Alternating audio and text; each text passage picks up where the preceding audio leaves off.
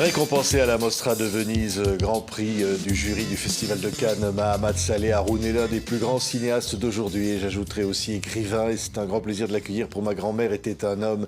Ces nouvelles du réel publiées aux éditions Stock, Mahamat Saleh Haroun. On verra des images, dernier film Lingui, Les liens sacrés qui avait été présenté au Festival de Cannes. En attendant le prochain film, entre l'écrivain, le cinéaste, les ponts se font comment, Mahamat Saleh Haroun? Les ponts se font par l'amour de l'art de raconter, en fait. C'est-à-dire être conteur et puis à un moment donné, changer de support, tout simplement parce que on trouve que telle histoire va mieux quand elle est écrite,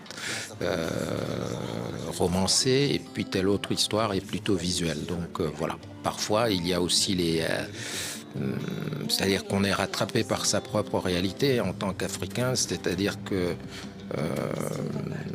les endroits de mon enfance ont disparu. C'est-à-dire que la modernisation en cours, en fait, dans pratiquement tous les pays africains, fait qu'en réalité, les pistes qui ont existé dans notre enfance n'existent plus. Donc, les images des années 60 sont introuvables. On n'est pas à Bordeaux où, en fait, on trouve encore des immeubles et des habitations datant du XVIIIe siècle. Il y a donc quelque chose qui se perd. Et je me suis rendu compte que le cinéma me permettait, en fait, d'archiver cette mémoire-là parce qu'elle est en permanence détruite pour mettre du béton à la place. Donc, c'est ces images-là.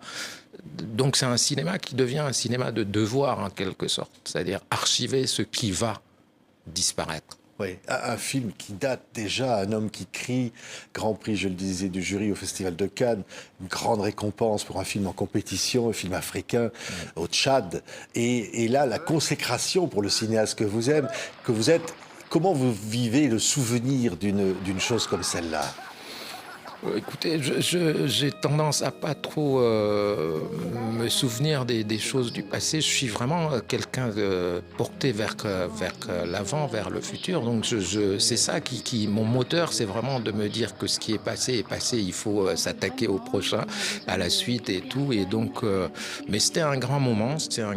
Ça permettait d'inscrire le nom du Tchad sur la carte du cinéma mondial. C'était assez important, ça a insufflé une sorte de fierté dans le pays.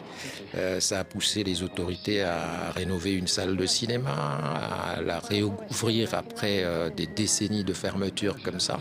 Donc oui, ça a apporté quand même quelque chose, une sorte de dynamique comme ça. Oui. Et vous allez devenir, Mahamat Saleh Haroun, ministre de la Culture du Tchad. L'expérience, on passe de l'autre côté de la barrière. Une expérience politique, là. Absolument. Oui, une expérience politique en essayant de faire des choses avec les moyens dont j'ai pu disposer et j'ai rouvert en fait ça j'en suis vraiment fier, la Bibliothèque nationale qui n'avait aucun ouvrage. Vous le racontez, alors on va parler de ce livre, vous le racontez dans ce livre. Absolument. Vous arrivez ministre de la Culture du Tchad, vous découvrez que depuis 10 ans cette Bibliothèque nationale a été inaugurée et qu'il y a des gardiens qui gardent rien en fait puisque il n'y a pas de livre. Oui, il n'y a pas de livre dans la bibliothèque. Non, il n'y avait pas de livre, oui. J'étais mais vraiment choqué de voir ces étagères vides, poussiéreuses. Et j'en avais parlé à mon éditeur de l'époque, Antoine Gallimard, qui avait accepté en fait gracieusement de nous prêter quelques 5000 ouvrages.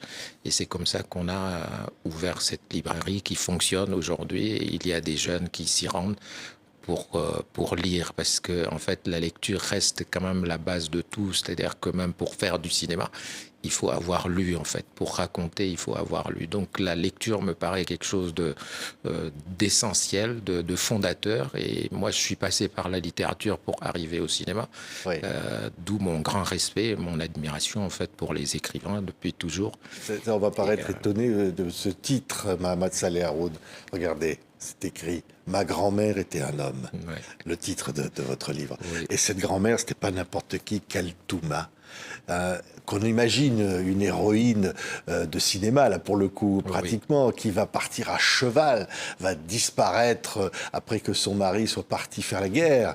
Et c'est une femme féministe, c'est on peut dire la première féministe tchadienne. Oui, pour moi, c'est la première féministe tchadienne, c'était dans les années 46, une région où l'islam était prégnant, comme aujourd'hui d'ailleurs, et qui à ce moment-là refuse en fait que son mari prenne une deuxième femme. Elle lui dit non et elle prend son fils, mon père donc, et puis elle s'enfuit, refusant totalement en fait de se soumettre à quelque chose de religieux, voulu par la religion musulmane et tout. Et c'est une femme qui a défendu toutes les femmes qu'elle a croisées sur son chemin, qui a bâti une conscience qu'en tant que femme, elle était victime d'un système. Et ça, c'était pas théorisé, c'est l'expérience au quotidien qui lui démontrait qu'elle était un peu victime de pas mal d'injustices. Et ça a forgé un caractère chez elle que j'aimais beaucoup. C'était une femme intraitable, c'était une toute petite femme qui de rien du tout, mais qui avait vraiment une force de caractère assez extraordinaire. C'est une héroïne et j'ai voulu, à travers ce livre, en fait, en faire justement donner une figure héroïne de cette dame, parce que parfois il me semble que dans nos récits il nous manque en fait des figures héroïnes, tout simplement. Oui, il y a la dimension, je disais, romanesque, le souffle romanesque de ce personnage incroyable. Et en même temps, c'est aussi une vérité, c'est aussi quelqu'un qui existait, mais que vous réinventez d'une certaine façon, Mahamat Saleh Haroun. Et on voit les images de cette femme. Et on est pris dans une histoire qui mêle évidemment la France et le Tchad. On est dans l'histoire de cette relation-là. Absolument, c'est cette relation-là qui m'intéresse, parce qu'en réalité, tout le destin contrarié de ma grand-mère, il est lié en partie à l'histoire quand même de la France avec le Tchad et tout ça. C'est des histoires qui s'entremêlent, qui s'amalgament un peu. Et pour moi, l'histoire de ma grand-mère, donc celle aussi de mon grand-père quelque part, c'est un peu ce que j'appelle un supplément à l'histoire de France. En fait, c'est les petits bouts comme ça que la France a semés. C'est des greffes et puis ou des excroissances en fait de la France un peu partout. Et ces histoires-là font partie de la grande histoire de France, parce que mon grand-père était venu libérer Paris. Leclerc est parti du Tchad. Et libérer la France du nazisme. Oui, voilà, du nazisme et tout ça. Donc et donc ces petites mains-là, ma grand-mère en fait partie. Et j'ai voulu lui rendre hommage, en fait, parce qu'elle le mérite. C'est une femme qui, dans les années 46, donc, elle décide de divorcer, de partir et de ne plus se marier. Et de ne plus avoir d'enfants. Et je me dis, c'est aussi la première femme qui a inventé en fait la contraception. Je me demande comment elle a fait pour vivre de 1946 jusqu'à sa mort en 2002 sans avoir d'homme dans sa vie, sans avoir eu d'enfant.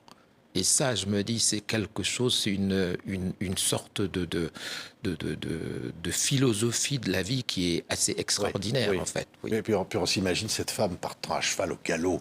Ça, c'est une image de liberté absolue. Absolument. Elle part pendant des années. Elle part et elle disparaît pendant des années. Et mon père n'avait plus de ses nouvelles. Et le jour où il apprend qu'elle est quelque part à tel endroit, qu'on l'a retrouvée et tout ça, il pense à lui envoyer une robe d'une certaine couleur, en se disant: j'espère qu'elle mettra cette robe-là, parce que comme il ne la connaît pas, en fait, il pouvait pas la reconnaître. Et elle a compris le message, elle a porté cette même robe. Et quand il a vu la robe, il s'est mis à pleurer, il a su que c'était sa mère. Il y a de l'aventure dans ce livre, il y a évidemment beaucoup d'amour, jusqu'à sa mort d'ailleurs, qui est tout à fait bouleversante. Oui, sa mort m'a beaucoup... sa mort m'a bouleversé, parce que j'étais au Canada, je me souviens, donc toujours par monts et par vaux, quand on est cinéaste. J'étais au Festival de Toronto quand j'ai appris que elle est décédée. Et à mon retour du Tchad, on n'a pas pu retrouver en fait sa tombe, parce que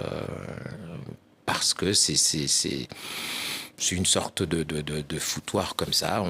Il n'y a pas d'épitaphe, il n'y a pas de signe quelconque. Vous allez essayer de la retrouver? Oui, mais impossible. Je ne l'ai pas retrouvée. Oui.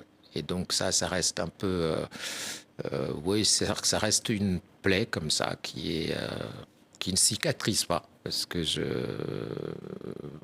il n'y a pas un lieu pour aller, en fait, se dire une prière ou quelque chose comme ça pour elle. Il y a un moment, une image où elle lève les yeux au ciel et elle voit, et vous le dites, comme un écran. Oui. Et ça, on pense au cinéaste que vous êtes, son petit-fils. Oui. C'est une image, j'allais presque dire, un pont entre elle et vous. Oui.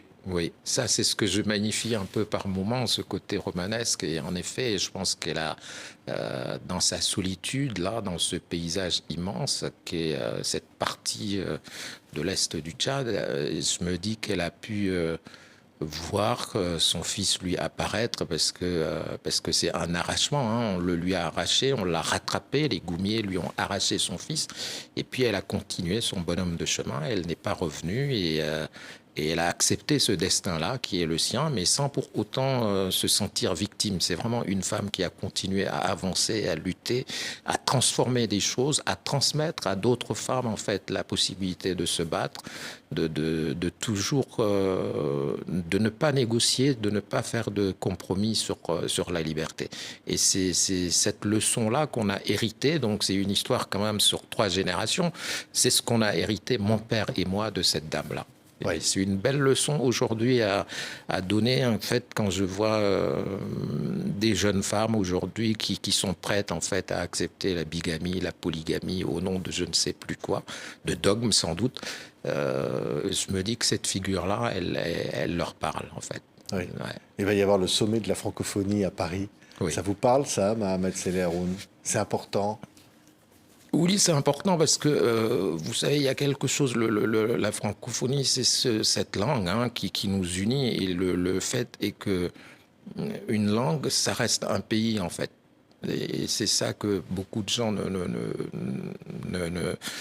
réalisent pas. Et quand on parle la même langue, on a l'impression à un moment donné qu'on est dans le même pays. Et partager ce même pays, ça veut dire qu'on habite le même territoire.